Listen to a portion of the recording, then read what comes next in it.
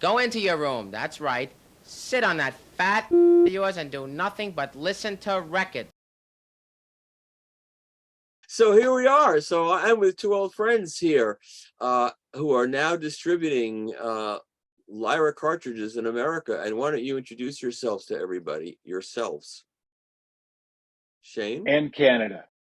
I'm Shane Buettner. I'm one of the co-founders, along with Isaac Markowitz. I don't mean to introduce him, but I'm the co-founder of the company, and I handle marketing communication and the big umbrella that's logistics, which means taking all the orders, receiving the cartridges, performing some additional levels of QC here with the USB microscope for each and every cartridge that goes in and out, handling repairs, getting them back and forth to Japan, and all of that. Okay, now Isaac, I spoke to you at the Pacific Audio Fest. We spent quite some time. We did. You didn't tell me about this. Did you know about this and didn't tell me about it? Is that what happened there? It's quite possible, as we spent some time together, that I might have had some inkling that this was coming. I think that might have been part of the process of, hey, you might want to come down to Denver at some point and check out the purpose-built room and some of those conversations. Yeah, okay. Now it makes more sense. Yeah. So let's go back in time a little bit. So both of you guys at one point worked for AudioQuest, and you both moved on from that to do this, correct? Correct. And AudioQuest was the former distributor of Lyra cartridges. And in fact, what I brought here to show is this cartridge here, which is an AudioQuest 7000 from the 1990s, when Lyra's previous company, Scantech, was building cartridges for AudioQuest and other companies as well. And others. I mean, I think that their first real OEM relationship that got some attention was actually Spectral. That's right. Yeah. So this one, I have had this since it was new, which is the 1990s. Is this from there? Yeah. It might be the 80s. Yeah, I haven't hooked it up since forever. Yeah. But I think I should try it and see what it sounds like. But anyway, I think you should too. You should make some needle drops. Yeah, I will. Okay, so let's talk a little bit about the past of this company. So there are three people involved in this company that we know of, and there's more obviously, but so there's Stig Bjorg, who is a expat from Norway living in Japan. And then there's the cartridge designer, Jonathan Carr, who I think he grew up in America, and he also is an expat living in Japan. Is that correct? That's essentially correct. My understanding is I believe he moved to Japan fairly young. His mother was Japanese. His father was American military. And yeah, it's very interesting when we talk about the fact that we work with this company based in Japan, and the head of the company is Stig Bjorga of Norway. It really is an international company. Yeah, a former SOC fanatic who has gone the dark way towards BMW, which is very upsetting. That's a whole nother story. All right, so those are the three guys. So it's Stig, Jonathan, and Mishima, who builds Mishima-san, yes. Mishima-san, who builds all of the top end of their cartridge line. Correct. He's involved in all of the cartridges at this point. There is another company, IT Kogyo, that does some of the pre-build work and everything else, but each and every cartridge is hand-tuned by Mishima, right? And with music, which is a very unique process. Now, so these guys have been together, working together for many, many years at this point. Decades, and there is at this point a cartridge shortage, for sure. How far? And they are selling to all over the world. They're not just selling to you guys. So how far behind are you in getting cartridges to sell? It really depends on the model, but it really right now we're running between 4 to 6 months. Wow. And there are basically, at this point in time, there are 6 top of the line cartridges. Let's say there's the Atlas Lambda SL, the Atlas Lambda, the Etna SL Lambda, and the regular Lambda. So that's 4. And then there are 2 Clio. And then mono versions. And then there are mono versions. And the mono, of those right. top Yeah, two. right. And 2 Clio so- models, right? Yes. SL Yes. and regular. Actually, well, 3 if you include mono. Okay. And those are all in the line right now. That is correct. Yeah. Yes. And there's a Dorian too. Is that still in the line? Delos. No, the Delos. Dorian is longer. Dorian's an older. Yes. I've got. Correct.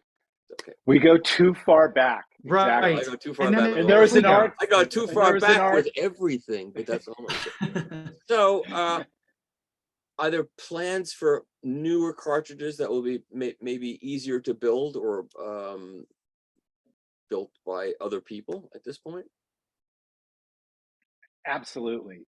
Their design efforts are essentially never ending. It takes a long, to be frank, it's a testament to how strong the current lineup is that they're frankly very hard to improve upon at this point. Yeah. And it really takes a lot of time and effort. And as you've discussed, the supply shortages, the logistics issues that everybody's been dealing with for the last couple of years makes new design efforts take that much longer. Yeah. But there absolutely are plans that would essentially create a parallel manufacturing line.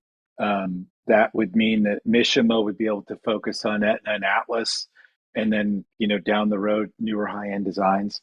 And, over time, Delos and Clios, and there'd be things in closer to that range that would be in a parallel manufacturing line. Because So if you that's guys our wanna- hope. If you guys want to be cartridge distributors, which you are now, you need cartridges to distribute. That's 100% accurate. You're right. Yes. And so Yeah, at this point, how does that work? And really, Michael, what we're dealing with right now, really, just so that we're clear on this, is we're not dealing with product shortages. Production has remained very consistent. Yeah. What's happened, you've seen this in the vinyl world. I know that we've all experienced the same thing on that side of the world. Demand has exploded. Yes. And these are costly cartridges, and it's incredible. Somebody's out there telling the world that these costly cartridges are world class or something like that, and as such, there are people out there saying that, and they're right.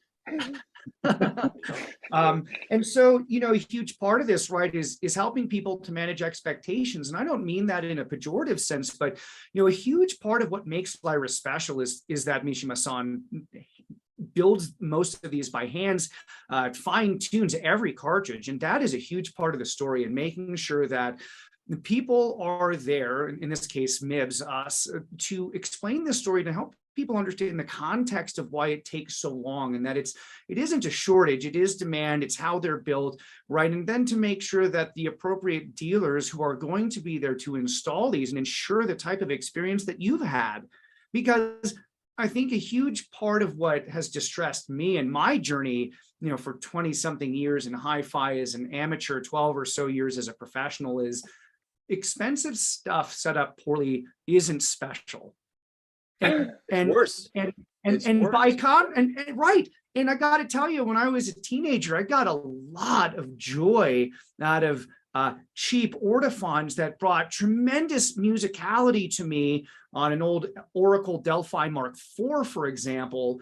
But when that was set up right, it was amazing. And so, to get the experience that you've had and that others have had, we felt compelled to try to explain that story, give that value system to dealers in a more direct manner. And that's the privilege of working with Lyra here in North America. Does that mean? And I have to say, yeah, good. Sorry. I just wanted to say, by the way, one of the things that Isaac touched on there is and he's so fortunate, and I'm so jealous.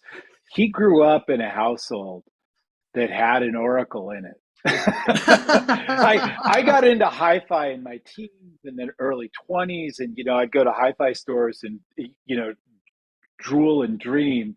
He actually had it in his house and grew up, and so his journey, one of the reasons that he's so advanced in so many different ways in this journey at his age is he grew up soaking in it through his dad Avi, who I've had the privilege to get to know as well. So I mean, I think that's amazing. You know, it's funny how many people, they grow up in a household and they reject whatever their parents did. They just reject it out of hand and they never go back to it. But if a parent had a really good hi-fi system and a lot of records, I don't see too many kids growing up and saying, I don't want that. They want it. It's the greatest. So let's talk about dealers and the lack of a real serious knowledge shortage among dealers on how to do this. Are you going, like, qualifying dealers to be Lyra resellers? Do you say, we won't sell you cartridges unless we are convinced that you know how to set these things up correctly? That is an amazing question. I think that I get to bear the brunt of a lot of those conversations, but what's fun is what I come back and say to Shane, right? And what some of those conversations look like. And, you know, I think Shane will attest to my commitment to working with dealers who have the skill set, have the tools, have the time, are at least willing to develop the expertise. Now, something that has tremendously shaped my own perspective over my decades of purchasing hi-fi is because of my background. I think, and as Shane has gotten to know my dad, people kind of looked down on me. They thought, you know, especially when I was a teenager and I was going in and listening to crazy hi-fis and having conversations like with Richard Vandersteen, for example. It's like, who is this kid like arguing with me about stuff? Because I knew what sounded good and I knew what didn't sound good, and that was a privilege over time.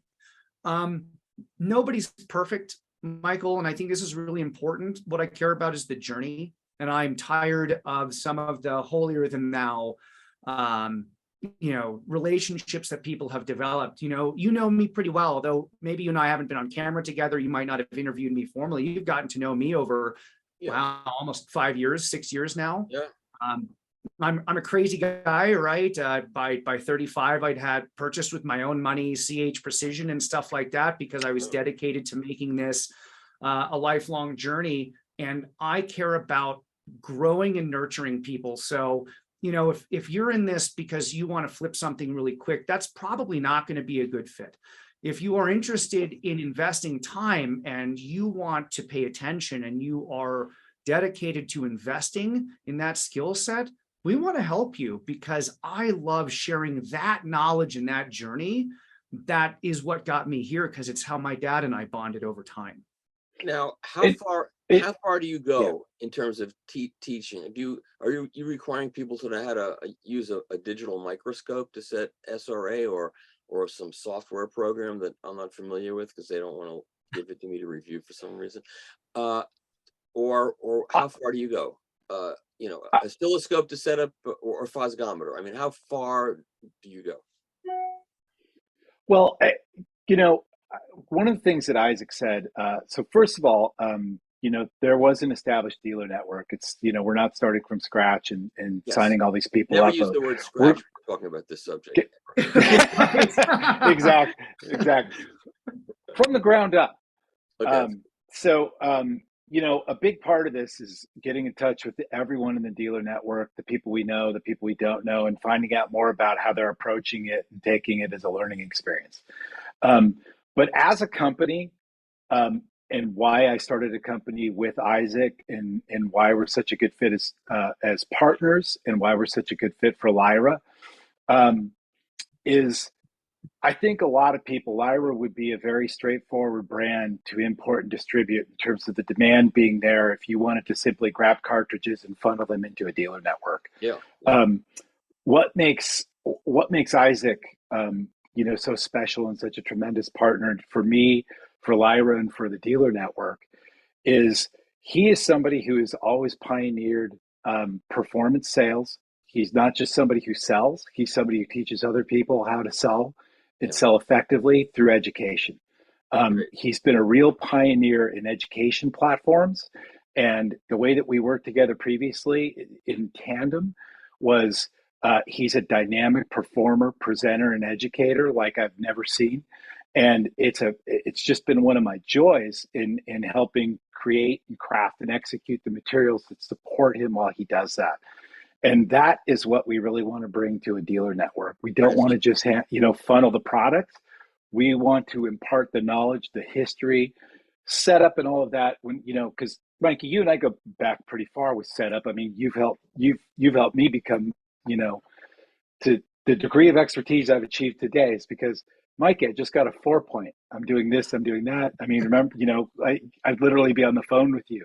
Yeah. When USB microscopy first, came into the public's attention through you, Joe Harley and I both got USB scopes and engaged directly. And that's through Wally Mallow. I have to say Wally Malowich, my mentor, taught me everything. So yeah. So and that being said, I think in terms of setup, there's a lot of different ways to skin a cat. There's a lot of different dealers in our network, from the Randy Coolies of the world to the Rick Duplessis and many of the people who have got their own techniques and tools. And we're trying to be respectful of that. And the bottom line is that Isaac is exceptional at vetting and understanding and knowing who can really do a proper setup, make a customer happy, that they can not only get the performance that a Lyra is capable of, but enjoy it for many, many years to come. Because as you well know, the longevity of the performance of the product is so reliant on setup being done correctly from the get-go, as well as preserving the quality of your record collection. That's right. So we're sensitive to all of that. Proper Stylus hygiene and record hygiene, all critical to all of this. Right. And educating the consumer, right? Sometimes we forget that consumers haven't played records seriously, many of them, for many, many, many years. Yeah. And being not afraid to tell people, hey, when was the last time you did this? Let me walk you through how I would play records if I were you. So I got to tell you, there are a lot of steps to this that I think if, again, I'm really lucky. I'm a lucky guy, right? That I grew up around this, and my dad, given the opportunity, Mikey, would tell you about me destroying a Dynavector cartridge, right? And so, I got to experience. Did you get beat up for that? Did he hit you for that? My father is an extraordinary human being, and I believe he left the room and came back later. Mine wasn't that extraordinary, unfortunately. I love the stars.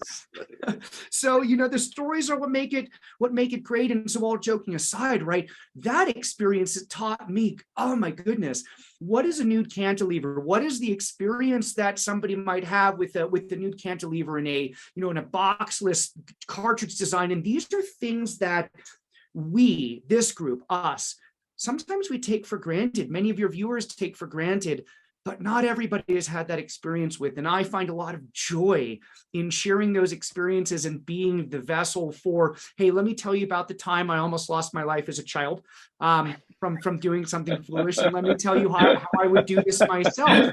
And when you make it fun, people really enjoy it. And those are the memorable experiences. And those cartridges last a long time. Yeah, if you take care of just one of the value adds, I've already designed and developed a poster about so big that every dealer is going to get, that shows a feather duster with a big red circle and a cross through it. Yeah, right.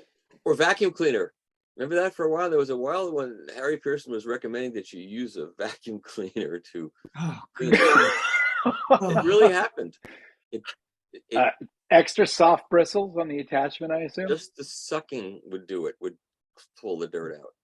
But not a good idea. Well, anyway, that escalated quickly. That's a different story.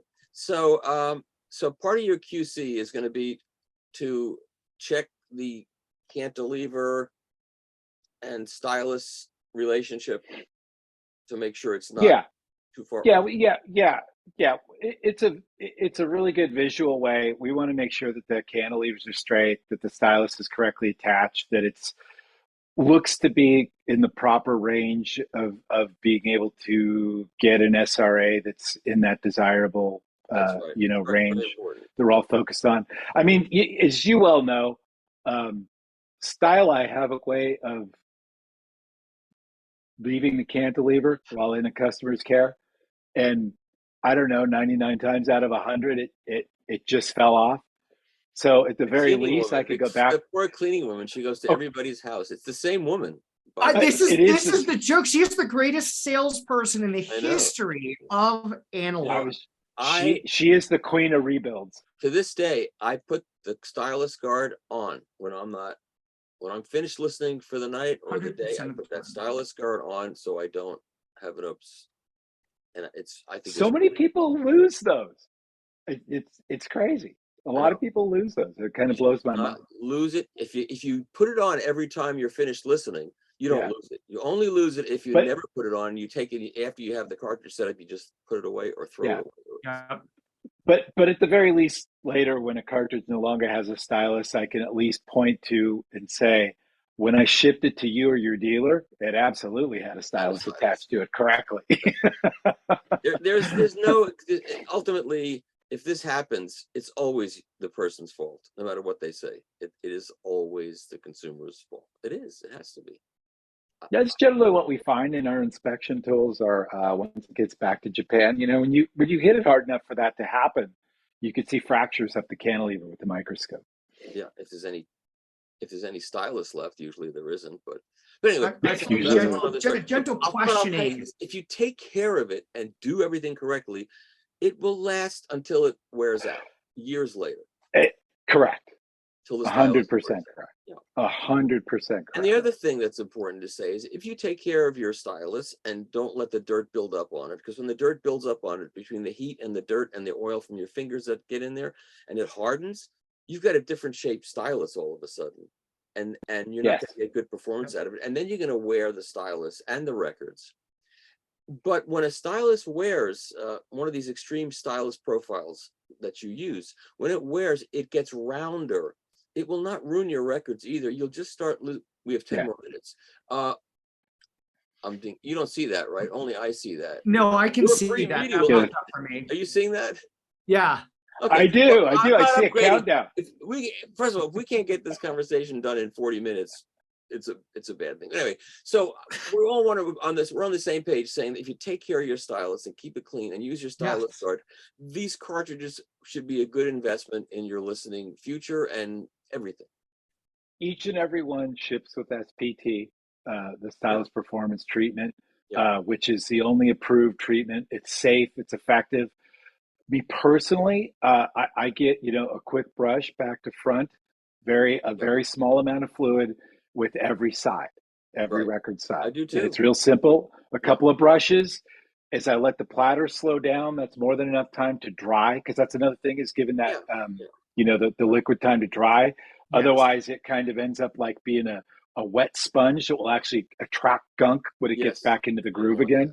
Yes. I'm a big fan of talking about that, right? I think besides absolute misuse, Michael, the overwhelming amount of damage I've seen to cartridges professionally in my career is overuse of cleaning solution. Yes. And it's a mechanical effect of wicking. If you apply fluid and you play the record too soon, the mechanical action wicks that fluid, even if it's a good fluid, into where the cantilever and the coil structure join together. And that is not how these are designed. Exactly. And Exactly. so And let's say this, that's people actually trying so hard to take good care of these. right, they're doing They their try too best. hard. They try to. Exactly.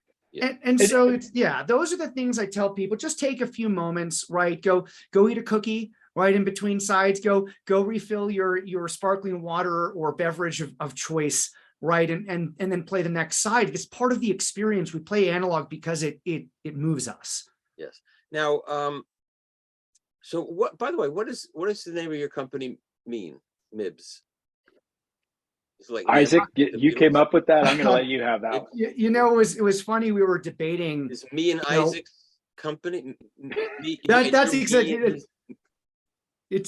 it.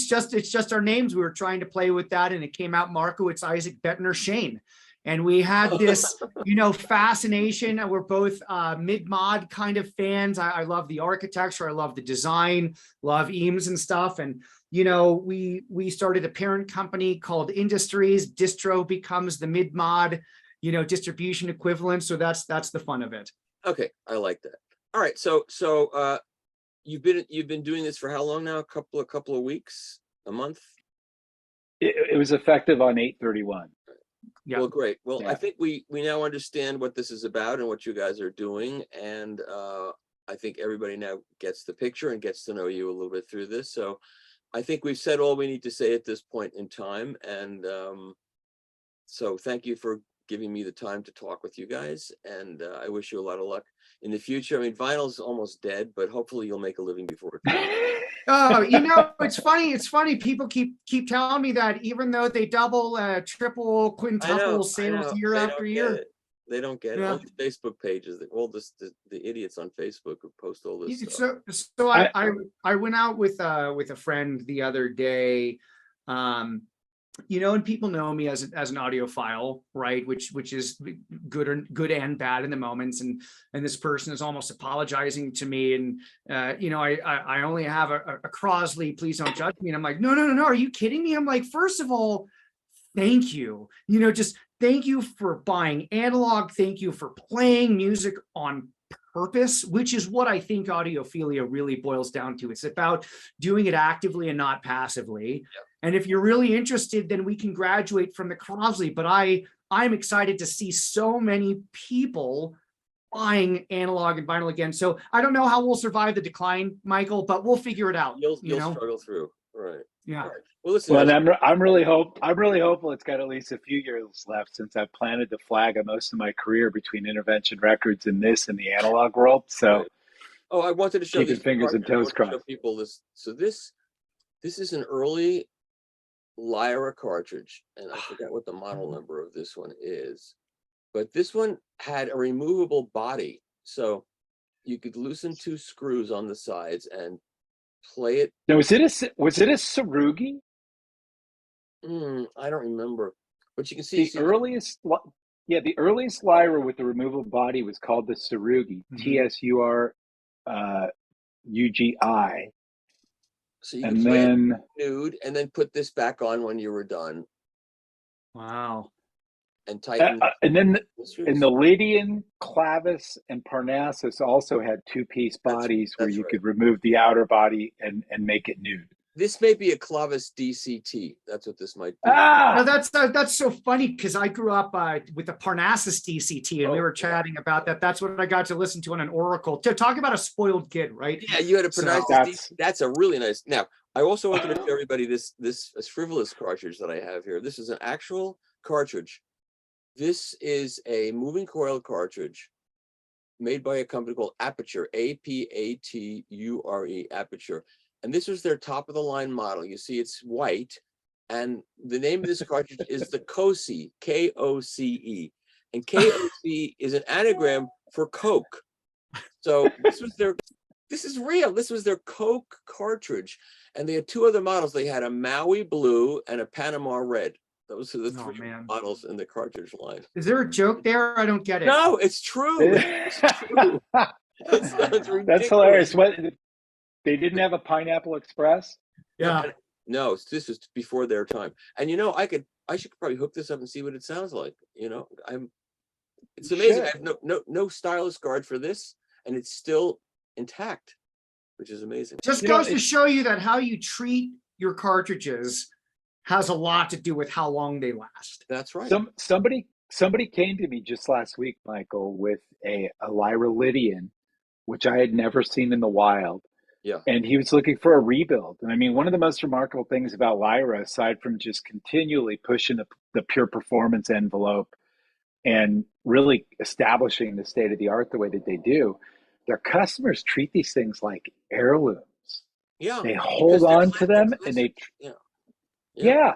And there's so many of these people that would prefer to have a Parnassus or an Olympus or one of these rebuilt, because they actually have an emotional connection to the thing. And those have Alnico magnets in them. Those have special magnets in them, and you can't get those parts anymore. So people want those rebuilt. The Olympus, I remember that. Yeah, right. It's great. It's a good thing. It is. Yeah, it's part of our fetish. We all love this fetish. Oh yes, got to collect them all. Sorry, that's of course, they have never made a cartridge out of rare Cocobolo Blaca Beluga wood, right? They haven't done that. they have not, and maybe in a future conversation we can even talk about why, because there are specific reasons. I know why. Well, we can talk about that too. We only have a minute left, but the bottom line is those kinds of cartridges are tuned Exactly. with a resonance to have Like an instrument. Yeah, and Right. that's okay. That's fun. That's fun. There's These nothing guys- wrong with that. No. It is an No, approach. It's made to have its own sound, whereas and this is Lyra the really opposite. takes the These approach guys- to not have a sound. Right. These guys are working to get any sound out of it, so that it is what comes out of the record, and it's Yes. transduced accurately as opposed to giving it a coloration. And look, whatever you like, that's what's great about this whole hobby. It's whatever you like, you can get. Exactly. If it brings you joy, if it connects you and your family to the moments and the music that you love, I am in support of that. There's lots of ways to climb the mountain. It's just the same mountain. That's exactly right. All right, guys, I think this was really fun. It was useful. It's like meet the people involved in the company. So when you have a problem with your Lyra cartridge, you know how to get in touch with them. Yeah, Exactly. Shane at MIBSDistro.com. There you go. And Exactly hopefully, right. if all of your customers will be as wonderful as I am, I'll get the cartridge, I'll install it, it'll be fine for the life of the cartridge, and you'll never hear from me again. So that's hopefully. Okay, guys. I hope. Good Thanks so luck. much, Michael. Thank Really you. appreciate it. Michael, Okay. be well. Good Bye-bye. luck with tracking angle. Thank Take you. care. Thanks. Bye-bye.